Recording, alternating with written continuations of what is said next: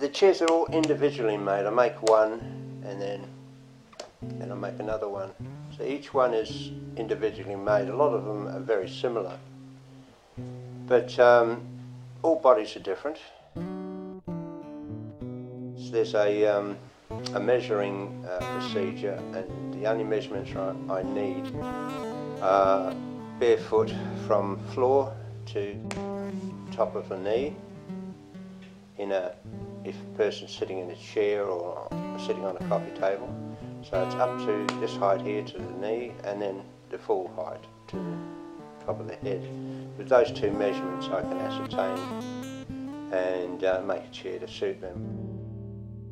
These back splats, as opposed to slats which go horizontally, they are very specifically curved to fit the back, whereas this curve here, which fits into the lumbar region, if it's 10 millimetres lower or 10 millimetres higher, you know about it. So it's at a specific height, and so I can alter them to suit the person. And your back aligns up to that from when you sit in it. The seat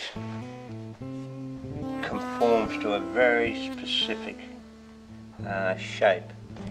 This is the deepest part. Here is where our pelvic bones are, just through here and here. There's actually two little dips here, so that when one person sits in it, they're located here, and then everything else is in relation to it, which gives us this ergonomic comfort.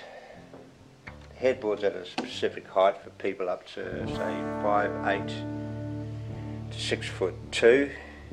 Yeah, a smaller person, the headboard's a bit lower. This is steam bent, and I always pick out the nicer bit of woods for the headboard, but the nicest bits, nicely figured bits of wood, very often are the bits of wood that don't steam bend well. They'll fail when you're steam bending them. A straighter grained bit of wood always will be successful in bending, but I pick out the nicer bits of wood and put up with a few failures. The chair, just like our bodies, is full of curves. There's no straight parts on it. The rockers, they conform to pretty much an arc, except the last 4 inches where it comes to rest there, and there's a 4-inch flat bit on the rocker, so that when one rocks, it hits this little bit here and it doesn't rock anymore. That's because you only use that much of the rocker in normal use, and that's only there for when kids get in it, they want to sort of use it as a toy, and that sort of stops it tipping over. They're built very strong, enormously strong joints throughout, mortise and tenon joints, very deep,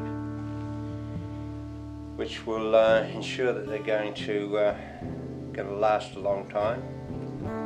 Epoxy resin glue is used throughout. It has enormous strength, so that it has a flexibility in the design, so if it's accidentally knocked over, it'll just bounce back, it won't break at all. Same here, this is a vulnerable part of the chair. If the chair falls over, it'll bounce, it won't break. I've made them to last for generations, hopefully.